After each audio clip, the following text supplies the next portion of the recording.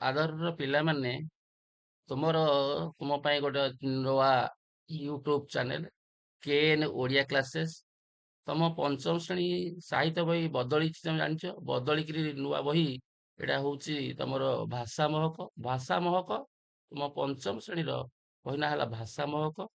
ପାଠ 1, ବିଷୟ ନାଁ ହେଲା ଗଛ କାହାଣୀ। ଏଇଟା ହେଲା ତମର ପଦ୍ୟ। ଏଇ ପଦ୍ୟଟାର କବି ହେଉଛନ୍ତି ଡକ୍ଟର ରାମଚନ୍ଦ୍ର ନାୟକ। କଣ ସେ ଲେଖିଛନ୍ତି ଦେଖ, ଆମେ ଗଛ ତା କାହାଣୀ କଣ କହୁଛି। ନରମଙ୍ଗଳାରେ ଗଛଟି କହଇ, ଶୁଣରେ ଭଉଣୀ ଭାଇ, ଫଳ ଖାଇବାକୁ ବଳାଇଛ ମନ, ଆପତ୍ତି ମୋହର ନାହିଁ। ଶୁଣ ଶୁଣ ମୁଁ ତମକୁ ବୁଝୁଛି, ଦେଖ କେମିତି କଣ ଗଛ କହୁଛି। ନରମଙ୍ଗଳାରେ ଗଛଟି କହଇ, ଶୁଣରେ ଭଉଣୀ ଭାଇ। ଗଛ ତା ନରମ ଗଳାରେ ବା କୋମଳ ଗଳାରେ କଣ୍ଠରେ କହୁଛି, ଭାଇ ଭଉଣୀ ମାନଙ୍କୁ, ତମ ମାନଙ୍କୁ କହୁଛି, ଭାଇ ଓ ଭଉଣୀ ମାନେ ଶୁଣ, ମୋ କଥା ଟିକେ ଶୁଣ। ଫଳ ଖାଇବାକୁ ବଳାଇଛ ମନ, ଆପତ୍ତି ମୋହର ନାହିଁ। ତମେ ତ ମୋଠୁ ଫଳ ଖାଇବ ମନେ କରିଛ, ମୋର ସେଥିରେ ମୋର କିଛି ଆପତ୍ତି ନାହିଁ, କିଛି ଆପତ୍ତି ଅଭିଯୋଗ ନାହିଁ, କିନ୍ତୁ ମୋ କଥା ଟିକେ ଶୁଣ। ଟାଣି ନେଉଅଛ ଡାଳକୁ ମୋହର, ଶୋଚନା ନ କରି ତିଳେ, ଜାଣି ପାରିବନି ପରାଣ ମୋହର, ଦୁଃଖରେ କିପରି ଜଳେ। ମୋ କଥା ଟିକେ ଶୁଣ। ତମେ ତ ମୋଠୁ ଫଳ ଖାଇବା, ତମର ମୋର କିଛି ଯାହା ଆସେ ନାହିଁ, କିନ୍ତୁ ତ ଟାଣି ନଉଛ, ମୋ ଡାଳକୁ ତମେ ଟାଣି ନଉଛ, ମତେ ସେ ଶୋଚନା କରିବ ନାହିଁ। ତିଳେ ଅର୍ଥ, ମତେ ଯୋଉ ଶବ୍ଦ ଅଛି କଠିନ ଶବ୍ଦ ତିଳେ, ଶୋଚନା ଅର୍ଥ ମୋର କିଛି ଯାହା ଆସେ ନାହିଁ। ତିଳେ ଅର୍ଥ ଟିକିଏ, ଟିକିଏ, କିନ୍ତୁ ମୋର ଦୁଃଖ, ଶୋଚନା ଅର୍ଥ ଦୁଃଖ, ଆଉ ମୋର କିଛି ଦୁଃଖ, ମୋ ଡାଳକୁ ଟାଣି ନଉଛ, ମୋର କିଛି ଦୁଃଖ ନାହିଁ।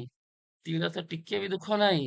ଜାଣି ପାରିବନି ପରାଣ ମୋହର, ଦୁଃଖରେ କିପରି ଜଳେ। ତମେ ଟାଣି ନଉଛ, ମୋର କିଛି ଯାହା ଆସେ ନାହିଁ, କିନ୍ତୁ ତମେ କଣ କଣ ଜାଣିବ ଦୁଃଖରେ ମୋ ଦେହ କେମିତି ଜଳୁଛି, ମୋର ପରାଣ ବା ପ୍ରାଣ କେମିତି ମୋ ଦୁଃଖରେ ଜଳୁଛି।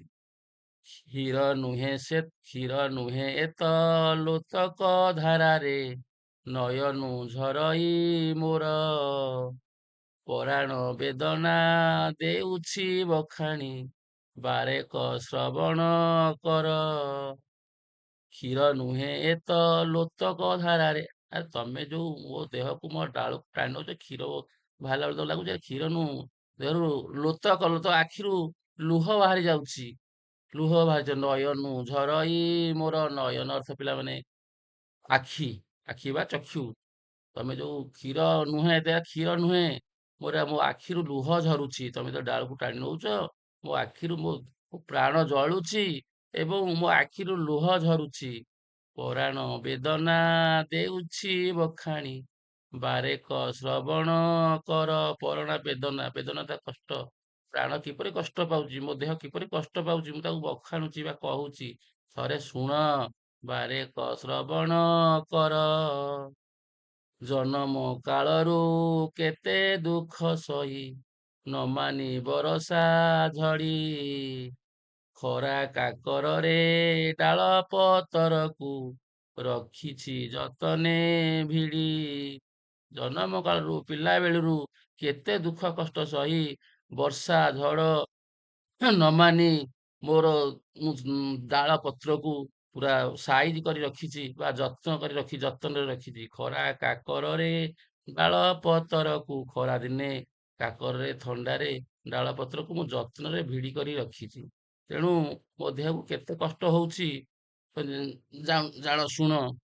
ଆଜି ସିନା ତୁମେ ଈର୍ଷା କରୁଛ, ଦେଖି ଫଳ ମାଳ ମାଳ, ଜାଣି ପାରିବନି ଏ ରୂପ ମୋହର, କେତେ ସାଧନାର ଫଳ। ତମେ ଭାଇ ଭଉଣୀ ମାନେ ବା ପିଲାମାନେ, ତମେ ଜାଣିପାରିବନି, ଜାଣିପାରୁନ। ଆଜି ସିନା ତୁମେ ମୋର ଫଳ ଇଏକୁ ଦେଖିକି ଈର୍ଷା କରୁଛ, ଏଇ ଫଳ ମାଳ ମାଳ ଫଳ, ବହେ ଯୋଉ ଫଳ ଦେଖିଛ ମୋ ଗଛରେ, ମୋ ଦେହରେ, ମୋ ପ୍ରାଣରେ ଯୋଉ ଫଳ ଫଳିଛି ବହେ ଦେଖିକିରି ତମେ ଈର୍ଷା କରୁଛ, ମୋ ଦେହ ସହୁନି, କିନ୍ତୁ ତମେ ଜାଣିପାରିବନି। ଜାଣିପାରିବନି ଏ ରୂପ ମୋହର, କେତେ ସାଧନାର ଫଳ, କେତେ ସାଧନା କରି, କେତେ ଦୁଃଖ କଷ୍ଟ ସହି, କେତେ ସିଦ୍ଧ କରି ସିଦ୍ଧି ଲାଭ କରି ମୁଁ ଫଳ ଫଳେଇଛି। ସାନରୁ ହୋଇଲି ବଡ଼ ପର୍ଯ୍ୟନ୍ତ, କରମ ପଥର ଧାରେ, କରମ କୁମୂଳ ମନ୍ତର କରିଣ, ପର ଉପକାର କରେ। ମୁଁ ସାନରୁ ବଡ଼ ହେଇଛି, ସାନରୁ ହୋଇଲି ବଡ଼ ପର୍ଯ୍ୟନ୍ତ, ସାନରୁ ବଡ଼ ପର୍ଯ୍ୟନ୍ତ, ବଡ଼ ହେବା ପର୍ଯ୍ୟନ୍ତ, କରମ ପଥର ଧାରେ, ମୁଁ ଧାରାରେ ବା ପଥରେ, ମୋ କର୍ମ ପଥରେ ମୁଁ ସାନରୁ ବଡ଼ ହେଇଛି।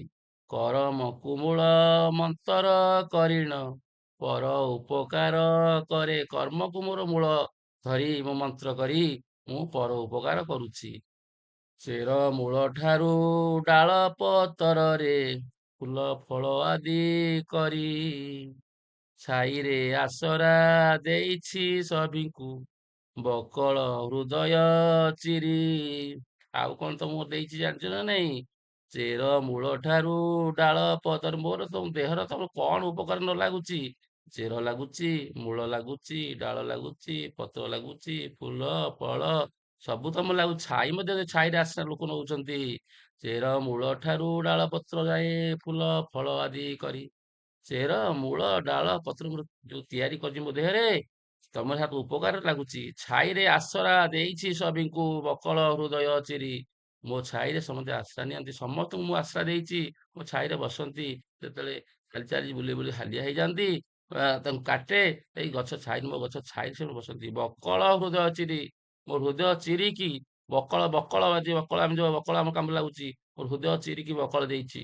ହେଲା, ତାପରେ କଣ ଦେଖ, ଅନ୍ତର ଫେଡ଼ିଣ କହୁଛି ତୁମକୁ, କରନି ଆକୁଳ ମୋତେ, ତୁମରି ସେବାରେ ରହିଛି ନୀତି ମୁଁ, ଖାଅରେ ଖାଇବ ଯେତେ। ମୁଁ ତମ ଘର ଉପକାର କରୁଛି, ଅନ୍ତର ଫେଡ଼ିଣ କହୁଛି ତୁମକୁ, ଅନ୍ତର ଖୋଲିବା ଫେଡ଼ିକିରି ତମ ଆଗରେ କହୁଛି ମୁଁ ଆକୁଳ, କରନି ଆକୁଳ ମୋତେ, ମୋତେ ଆକୁଳ କରନି, ମୋତେ ଆତୁର କରନି, ମୋତେ ବ୍ୟସ୍ତ କର ନାହିଁ।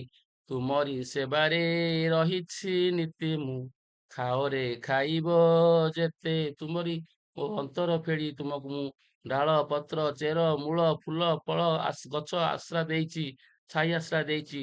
ତୁମରି ସେବାରେ ମୁଁ ଅଛି, ମୁଁ ନିତିଦିନ ତମରି ସେବାରେ ଅଛି। ଖାରେ ଖାଇବ ଯେତେ ଖାଇବ ଖା, କିନ୍ତୁ ମୋ ଫଳ ଖାଇକି ମୋହରି ଆଗରେ ଶପଥ କରରେ ରହି। ଖାଲି ଖାଇଲେ ହବନି, ଏ ସାରା ଜୀବନ କରମ ପଥରେ ହେଳା ନ କରିବ କେହି। ମୋ ଫଳ ଖାଇକି ମୋରି ଆଗରେ ତମେ ଶପଥ କରି କୁହ, ମୋ ଫଳ ଖାଇକି ମୋହରି ଆଗରେ ତମେ ଶପଥ କରି କହିବ, ଏ ସାରା ଜୀବନ କର୍ମ ପଥରେ ହେଳା କେବେ କରିବ ନାହିଁ। ଏ ସାରା ଜୀବନ କରମ ପଥରେ ହେଳା ନ କରିବ କେହି, କେହି ହେଳା କରିବ ନାହିଁ।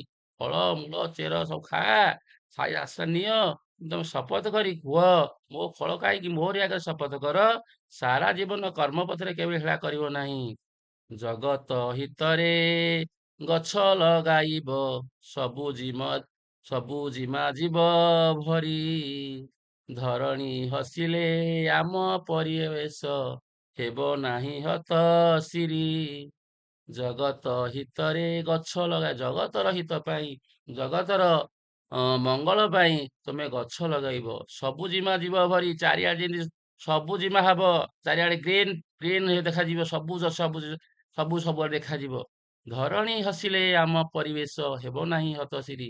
ଯଦି ତମେ ଏମିତି ଗଛ ଚାରିଆଡେ ଲଗେଇବ, ଚାରିଆଡେ ଶାଗୁଆ ଦେଖାଯିବ, ଚାରିଆଡେ ଶାଗୁଆ ସୁନ୍ଦର ଦେଖାଯିବ, ଜଗତର ହିତ ହବ, ମଙ୍ଗଳ ହବ। ଧରଣୀ ହସିବ, ପୃଥିବୀ ମା ହସିଲେ ଆମ ପରିବେଶ, ଧରଣୀ ହସିଲେ ଆମ ପରିବେଶ ହେବ ନାହିଁ ହତଶିରି। ଆମ ପରିବେଶ କେବେ ନଷ୍ଟ ହବନି, ହତଶିରି ହବନି, ସିରି ନଷ୍ଟ ହବନି, ଭଲ ଦେଖାଯିବ। ତେଣୁ ପିଲାମାନେ, ଆମର କେନ୍ ଓଡ଼ିଆ କ୍ଲାସେସ୍ ୟୁଟ୍ୟୁବ ଚ୍ୟାନେଲକୁ ତମକୁ ତମେ ଏଇ ତମର ଦେଖ ଅଛି ୟୁଟ୍ୟୁବ ଚ୍ୟାନେଲ, ତ ତମେ ଦେଖିଲ ଶୁଣିଲ। ବର୍ତ୍ତମାନ ତମେ ଦେଖ ପ୍ରଶ୍ନ ଦେଖ, ପ୍ରଥମ ବିଷୟର ତମେ ପ୍ରଶ୍ନ, ଗଛ କାହାଣୀ ବିଷୟରେ ତ 5ଟି ପ୍ରଶ୍ନ ଅଛି। ତମେ ଏଇ ପଦ ଗୁଡାକରେ ପ୍ରଶ୍ନର ଉତ୍ତର ଅଛି। ଗଛଟି ନରମ ଗଳାରେ କାହାକୁ କହୁଛି? ଉତ୍ତର କଣ ହବ? ଗଛଟି, ତମେ ପୂର୍ଣ୍ଣ ବାକ୍ୟରେ ଲେଖିବ, ଗଛଟି ନରମ ଗଳାରେ ଭାଇ ଭଉଣୀ ମାନଙ୍କୁ କହୁଛି। ଜନ୍ମ କାଳରୁ ଗଛଟି କେଉଁ କେଉଁ ଯାତନା ସହି ଆସିଛି? ଜନ୍ମ କାଳରୁ କଣ ସହିଛି? ତମ ପଦ୍ୟରେ ଅଛି। ଜନ୍ମ ଜନ୍ମ କାଳରୁ କଣ ଅଛି ଦେଖ, କୋଉ ପଦ୍ୟରେ ଅଛି, କୋଉ ପଦ୍ୟରେ ଅଛି ଦେଖ, ସେ ଖରା, ବର୍ଷା ଦେଖ କୋଉ ପଦରେ ଅଛି? ଦେଖ ପିଲେ ପ୍ରଥମ ଦେଖ ତମର ଚେର ଜନ୍ମ କାଳରୁ କେତେ ଦୁଃଖ ସହି ନମାନି ବର୍ଷା ଝଡ଼ି। ସେ ଜନ୍ମ କାଳରୁ ବହୁତ ଦୁଃଖ ସହି କଣ କରିଛି? ବର୍ଷା ସହିଛି, ଝଡ଼ି ସହିଛି, ଖରା ସହିଛି, କାକର ସହିଛି, ପତ୍ରକୁ ସହିଛି। ତେଣୁ ସବୁ କଣ ସେ ଜନ୍ମ କାଳରୁ ସେ କିଛି ସହିଛି? ଲେଖିବ ଜନ୍ମ କାଳରୁ ସେ ଖରା, ବର୍ଷା, ଝଡ଼ି, ଖରା, କାକର ସହି ସହି ଆସିଛି। ଗଛ ଆମ ପାଇଁ କଣ ସବୁ ସାଇତି ରଖିଛି? ଗଛ ଆମ ପାଇଁ ଚେର, ଏଠି ଦେଖ କୋଉ ପଦରେ ଅଛି ଦେଖ, ଗଣି ଦିଅ କୋଉ ପଦରେ? ଦେଖ ଏଇଟା କୋଉ ପଦରେ ଅଛି? ଚେରମୂଳ ଠାରୁ ଯୋଉ ଡାଳପତ୍ର ଏଇ ପଦରେ ତମର ଉତ୍ତର ଅଛି। ସେ ତମ ପାଇଁ କଣ ରଖିଛି? ଗଛ ତମ ପାଇଁ କଣ ରଖିଛି? ଚେର ରଖିଛି। ଚେର, ମୂଳ, ଡାଳ, ପତ୍ର, ଫୁଲ, ଫଳ, ଛାଇ ତମ ପାଇଁ ସହିତିକିରି ରଖିଛି। ପ୍ରଶ୍ନର ଉତ୍ତର ଏଇ ପଦରେ ଅଛି, ତମେ ଏଇଠୁ ପାଇଯିବ।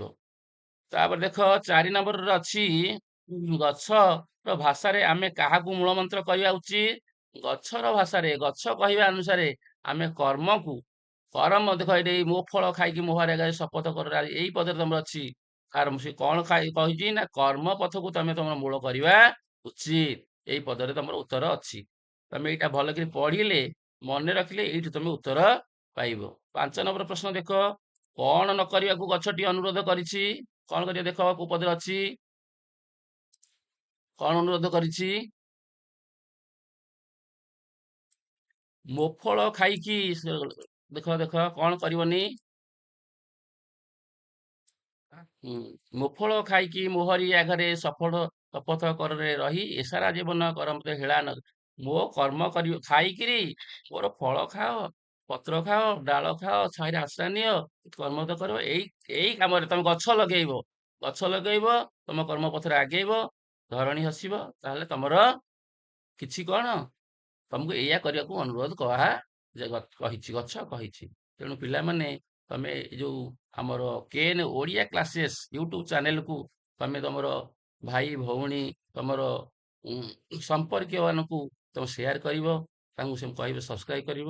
ତେଣୁ ମନ ଦେଇକିରି ତମେ ଏଟାକୁ ଜାଣିବ ଏବଂ ପରବର୍ତ୍ତୀ କ୍ଲାସକୁ ନୂଆ ନୂଆ ଅଧ୍ୟାୟ, ନୂଆ ନୂଆ ପଦ୍ୟ, ନୂଆ ନୂଆ ଗଦ୍ୟ ତମକୁ ଭିଡିଓ ମାଧ୍ୟମରେ ଜଣେଇ ଦିଆଯିବ। ଏତିକି କହି ଇଏ ପଦ୍ୟ ଶେଷ କରୁଛି। ଧନ୍ୟବାଦ।